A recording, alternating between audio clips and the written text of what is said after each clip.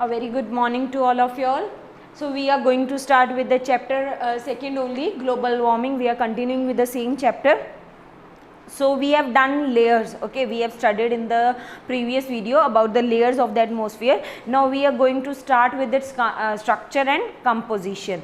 The atmosphere has several layers, as we have studied also that atmosphere, it is having several layers. The basic on which the distinction between the layers have been made are temperature changes, chemical composition, movement and density. The basis means on which the difference between the layers is made, they are when temperature changes, in each layer there is temperature change, chemical composition, movement and density.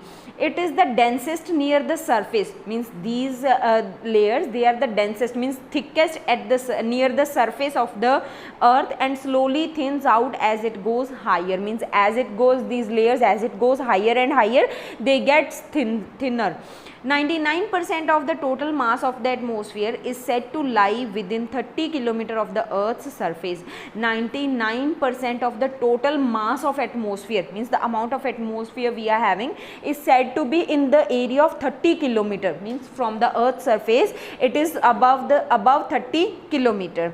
It is not possible to draw a fixed boundary line and define where it ends, means it is not possible, okay, that we should draw a line, or you can say that means here it is earth, okay, means from the earth surface we cannot draw a line, okay, it is not possible to draw a line and define that where this mass of atmosphere it ends, okay, it is not possible. We can say that the atmosphere stretches about 1000 km. It stretches, means it the area it covers is 1000 km above the surface of the earth. Atmosphere has some fixed components, means atmosphere it is having some fixed elements or parts of this gases. It contains 78% of nitrogen, 21% of oxygen and 0.9% argon.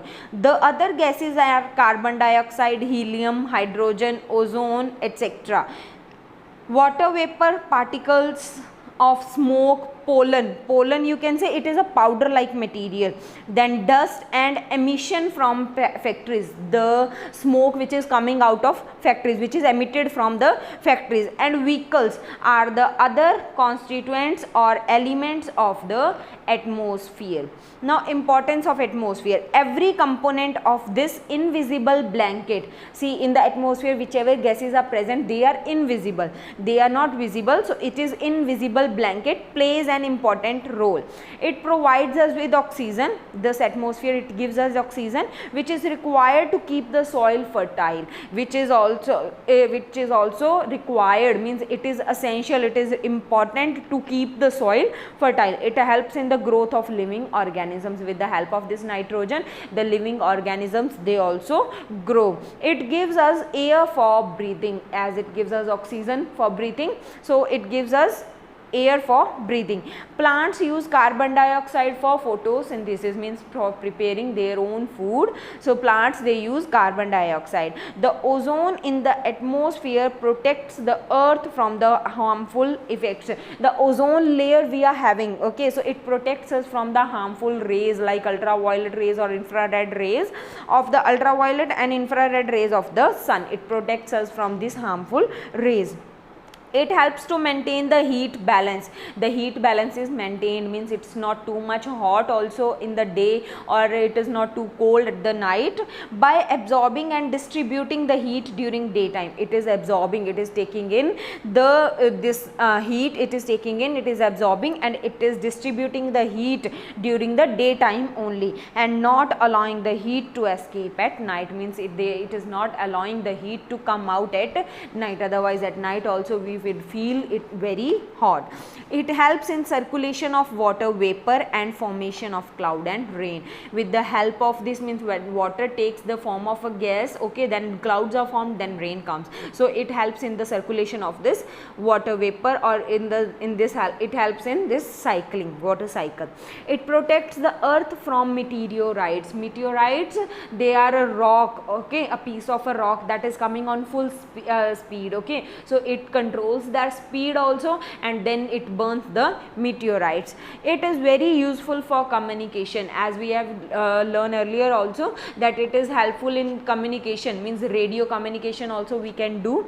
It is composed of various gases which are essential to live to survive. This atmosphere, it is having composed means it is made up of various gases which are essential or which are important for us to live, for people or for means every organism, plants, animals, birds, for everybody to live. Then global warming. Global warming is a big threat to the environment today. Today the environment is suffering from global warming. It is a big threat, means people's life is on a great risk, you can say.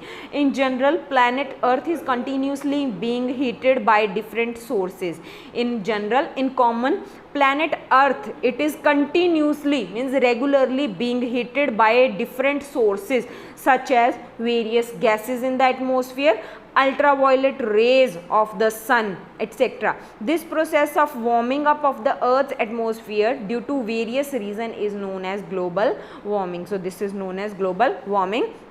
If it happens naturally and to certain extent, means to, you can say a definite area of if this global warming it is happening in a particular or in definite area, it is not harmful for a planet, then it is not harmful.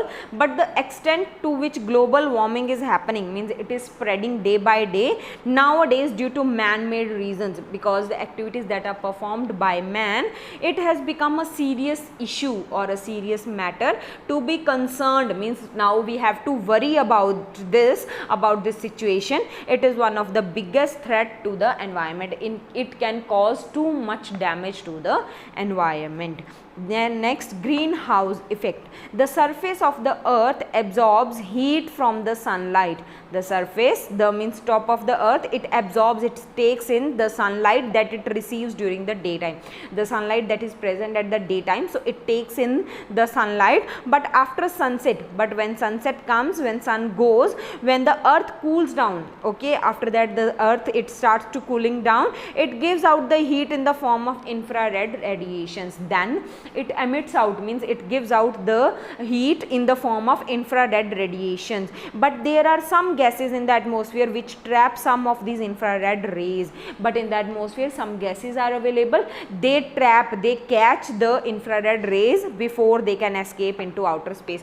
Before these infrared rays they can meet up or they can mix up with the outer space, before that the gases or the atmosphere in the gases present in the atmosphere, they trap, they catch this infrared rays. This trapping of heat makes the atmosphere warmer in a similar manner as a greenhouse does. So this trapping, this catching of heat, it makes the atmosphere warmer, means the atmosphere it becomes warmer in the similar manner or in the same manner as greenhouse does. Okay, means greenhouse effect is there. So how the greenhouse effect it mixes with the atmosphere and makes the atmosphere warmer, same way these trapping of heat also does.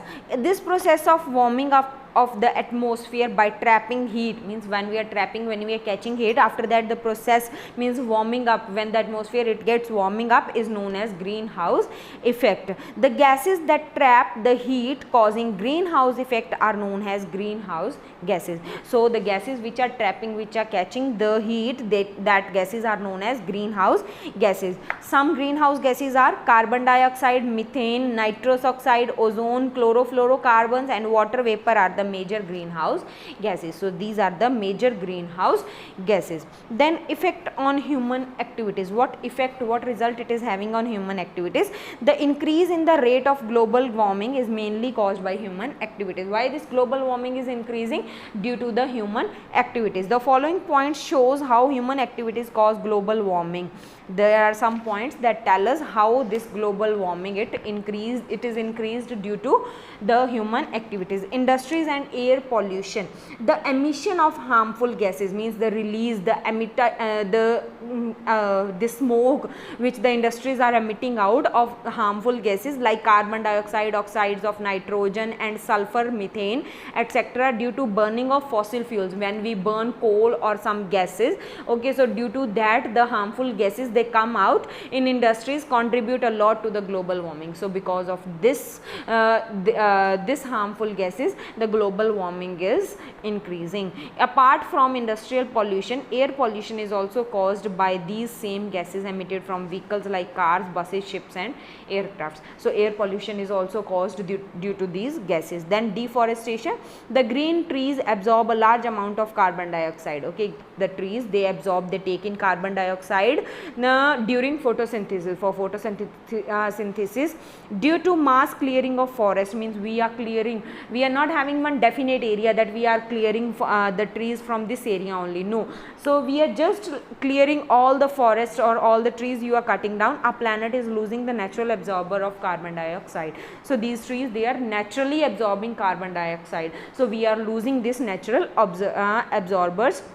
Thus the amount of this gas is increasing in the atmosphere, causing global warming. So, thus the amount means this carbon dioxide is increasing, so due to that the global warming is caused. Then agriculture, methane is produced when bacteria break down the organic substances present in the agricultural field. When bacteria which is present in the soil, okay, when it breaks down in the agricultural field, it produced methane. Okay, methane gas comes out. Moreover, manure and fertilizers are contributed to the methane gas level. Moreover means after that what we do, we mix up manure and fertilizers with that methane gas. Large scale agriculture, large scale, those who are having enough of land, okay, so large scale agriculture also leads to increase in the level of nitrous oxide. So when we will add more manure and fertilizers with methane, so it causes this nitrous oxide. Then mining involves digging of the earth's surface, which allows the methane present deep inside the earth to escape into the environment. When we do mining means when we dig the earth, okay, earth's surface, so the methane gas which is present deep inside the earth, what it does, it gets out, okay, it comes out from the earth and it gets mixes in the environment. So due to this also the global warming is caused. So that's all for today, students. I hope this much is understandable to you. Just revise it. Now we will meet in next video. Thank you.